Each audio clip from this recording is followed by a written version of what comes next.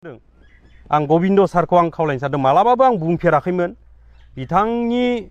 जोङो सिगां हाग्रा बंग्रायाव थानाय समाव जोंनो बेबायदि पलिटिकेल जि क्लासफोर होयोमोन बिथांनि जि जोङो जांगिया गेन्जि सुनानै फुल सिकिउरिटि होनानै बिथांखौ जों सासे बर'नि सासे लिडार जों थैगोन लिडारा थानांगौ होननानै जों बेबायदि सिकिउरिटि होना लाबोनाय। हेलौ लोगोफोर नोंथांमोनखौ आंनि मोनसे गोदान भिडिअ बयखौबो फिन खेबसे बरायहरनाय थाबाय आरोना लोगोफोर। थ' लोगोफोर बे समावहाय नोंथांमोननि सेरावहाय आं गोबाव सम जाबायमोन आरोना लोगोफोर बेफोरबायदि नोंथांमोननि सेरावहाय आं भिडिअ लाबोनो हायैया। थ' जियानो जा लोगोफोर बे समावहाय आं नोंथांमोननि सेरावहाय मानि थाखाय मा खारननि थाखाय भिडिअ लाबोनो हायाखै नोंथांमोना जानो हागौ मोनथिखाबाय बै आंनि साननैसो सिगाङावहाय मोनसे भिडिअनि क्लिपखौ आं होदोंमोन नङा होमब्ला लोगोफोर। थ' जियानो जा लोगोफोर आं बे समावहाय बांद्राय गोबाव खालामबाय थालासै नोंथांमोननि सेरावहाय सिदा डिसक्लेमारखौ लागायदिनै नोंथांमोना भिडिअखौ जोबजासिम नायलांदो आरोना लोगोफोर। थौदो बिदिब्ला।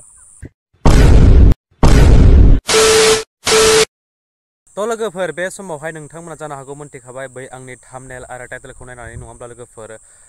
गोबां बोसोरनि सिगाङावहाय जिहेतु नोंथांमोना गोबां सुबुङानो मोनथिखायोमोन नङा होमब्ला लोगोफोर एनडिएफबि होननानै बुङोब्ला मा होननानै नङा होमब्ला। दायो बेखौ लानानै जिहेतु गबिन्द सारखौ लानानै नैबे बिथांमोननि जिहेतु गोदोनि एक्स एनडिएफबि जोंनि आंगोनि जोंनि बर' हारिनि थाखाय बिथांमोना संग्राम खालामनाय गोबां बोसोरनि सिगांनिफ्रायनो आरोना लोगोफोरथ' बिथांमोना दिनै गबिन्द सारखौ लानानै दिनै ससियेल मिडियानि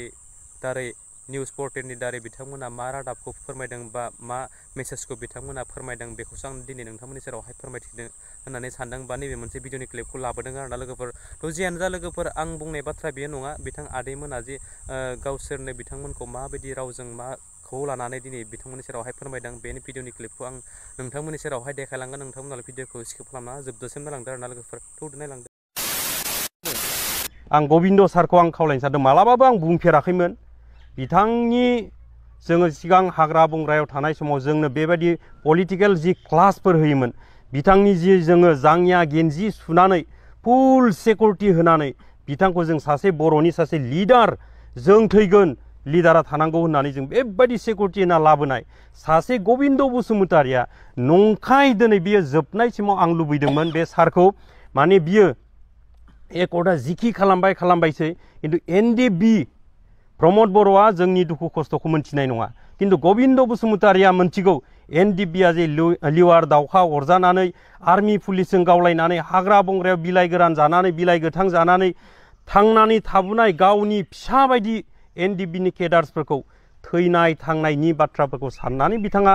सोरबा थैनायाव सोरबा लोमजानायाव फैसा होनो दाहाथों बिथाङा खुनु बाव फेक्सन लायाजासे बयबो एनडिएफबिखौ खबर लाजानो आं लुबैयोमोन। दा बिथाङा बेबायदि खामानिखौ मावाखै। थाखा नुनाय लोगो लोगो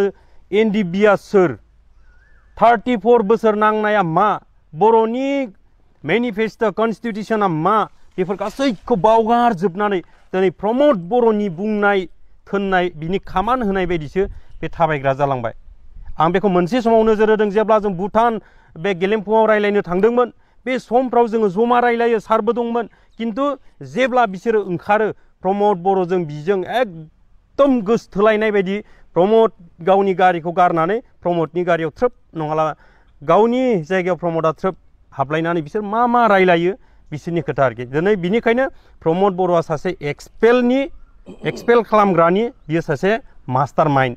एनडिएफबिनिखौबो जोंनि धीरेन बर' सारखौ एक्सपेल खालामनायनि मास्टार माइन्डआ बेनो। दिनै साहित्य सभायावबो जोङो दिनै नुनो मोनबाय जाय साहित्य सभानि भाइस प्रेसिडेन्ट बिथांखौबो जेबो खुनु मोनसे कुइसन खालामालासिनो दिनै एक्सपेल खालामनाय बेबायदि एक्सपेल खालामबाय खालि एक्सपेल आंखौ सासे मानसिया बुंहरदों ओइ आमोखा सुग्रेब नोंथाङा जेराव दं बावनो था थैनोबो इउपिपिएल आरो आबसुआव दा फैथार नोङो मोनजायाबाबो राननानै बावनो था आं बाव फैनानै नुफैबाय होननानै बुंदों बियो जेबो गैया ओरैबायदि डेन्जार गोजा होननानै बेबायदि माने गबिन्द सारनि खोथाखौ लानानै बाथ्रा बुंदों आरोखि। खिन्थु जायफ्रा दिनै गबिन्द सारनिफ्राय थाइसे थाइनै मोनजादों बिसोरल' गुन गायदों आरोखि। बांसिन एनडिएफबिनि गथ'फ्रानो दिनै दुखु मोनजोबनानै दं बे सार गबिन्दनि सायाव आरोखि। जुदि बिथाङा मोजाङै थायोमोनब्ला मोजां खालामोमोनब्ला बयजोंबो बाख्नाय जागौमोन सासे रिभलिउसनारि हिसाबै बाख्नाय जागौमोन सासे बियो जाथिनि नांग्रा सासे फ्रिडम फाइटारनि लिडार होननानै मान मोनगौमोन खिन्थु बेबायदि मोननाय नंला। बिथाङा दिनै फ्रिडम फाइटारनि जायगायाव मानि लबि फाइटारसो मोनसिगोन आरोखि। बोरायथार समावसो बियो दिनै जोंखौ गोबां खोथाफोरजों बुरखायबोबाय बुंबोबाय थाखा फैसाया देरसिन नङा सानसे जागोन बेबायदि जागोन बर'लेण्ड मोनबा बिदि जागोन सारा जोंनि धीरेन बर' सारा जेब्ला रुलिं गभर्नमेन्ट सरकारजों थानानै जों बाथ्रा बुंनांगौलै जोङो मोजां लाबोनोसै होनना बुंब्ला एकदम मोसा बायदि सोगोमनानै बाथ्रा बुङोमोन मालाबाबो जों आलादा बर'लेण्डनि बादै कुनु मोनसे आं थैब्लाबो सहि होआ आं एमएलए जाया एमपि जाया प्रमद बर'आबो बे गुनखौनो गायबोदोंमोन आं मालाबाबो आसाम डिबेट 50 खालामनो हायाबा एमएलएबो जाया एमपिबो जाया इएमबो जाया जिएमबो जाया होनग्राफ्रा सानैजों ओरैबायदि मिलायदेरबाय आलु लाब्रा ओरैबायदि नागारलायनो हाखाया आरोखि दा बेबायदिजोंसो सरकार दैदेनगासिनो दं दा 50 बोसोरनि बारा बर' जाथिया मानो नांदोंमोन बेबायदि मालायजों आदि सरकार सालायनोसो नांदोंमोन नामा बेबायदि मोनखानाय पावार फांसनफोरखौ हरजोबनोसो नांदोंमोन नामा बेबायदि हानि बिथाफ्राव दिनै जि जायगायाव दिनै गुबुनारिफ्रा गिबायमोन ट्राइबेल बेल एन्ड ब्लकआव जोंहा नाम जारि जाया हा फाननो जासियोमोन बेंटल बायदियाव दिनै बेंटल बायदियाव गुबुनारिफ्रा हा बायनो जासिग्राफ्रा दिनै मा खालामबाय पावार फांसन मोननाय लोगो लोगो उरि हाफाव बायदि लुखोबाय दिनै न'आ मानो सोर होखो पावारा दिनै बिटिआरआ होबाय जेबो गैला दिनै बिथांमोनासो जोंनिफ्राय हा बायै बायै न'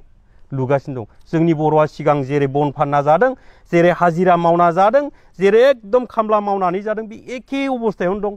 थ' लोगोफोर भिडिअ बेनोमोन निस्सय नोंथांमोना भिडिअखौ जोबजासिम नायदोंब्ला थारैनो मोजां मोनबाय आरो आंनि चेनेलावहाय गोदानब्ला नोंथांमोना अननानै आंनि चेनेलखौ साबस्क्राइब खालामदो लोगोसे लाइक कमेन्ट एन्ड शेयार खालामदो आरो फिन खेबसे जोबथारनायाव नोंथांमोनखौ मोनसेल' खावलायनाय होनानै आं आखायाव लादों बा सानदों आरोना लोगोफोर नैबे मोनसे भिडिअखौ आं नोंथांमोननि सेरावहाय लाबोनायाव जुदि आंनि फारसे माबा मोनसे गेना गोरोन्थि जादोंब्ला आं नोंथांमोननि सेरावहाय बयनियावबो आंनि साबस्क्राइबार लोगो नोंथांमोन आंनि भिउवार्स लोगो नोंथांमोननि सेरावहाय आंनि माहा बियो आरोना लोगोफोर जाहाथे नैबे मोनसे भिडिअखौ आं नोंथांमोननि सेरावहाय शेयार खालामनायाव आंनि माबा मोनसे गेना गोरोन्थि जादोंब्ला आं नोंथांमोननि सेरावहाय बयनियावबो निमाहा बियो आरोना लोगोफोर थ' जियानो जा जोबथारनायाव फिन खेबसे बुंबावबाय नोंथांमोना आंनि चेनेलावहाय गोदानब्ला आंनि चेनेलखौ साबस्क्राइब खालामदो लोगोसे बै खनायाव थानाय बेल आइकनखौ दाबायना होदो आरोना लोगोफोर जाहाथे आं बेफोरबायदिनो गोदान आपडेट्स भिडिअ होयोब्ला नोंथांमोननियाव गिबिहाय नटिफिकेसना सहैनाय बायदि स' थेंक इउ स' माच आरो नेक्स्ट भिडिअ फिन खेबसे लोगो मोनगोन बाय बाय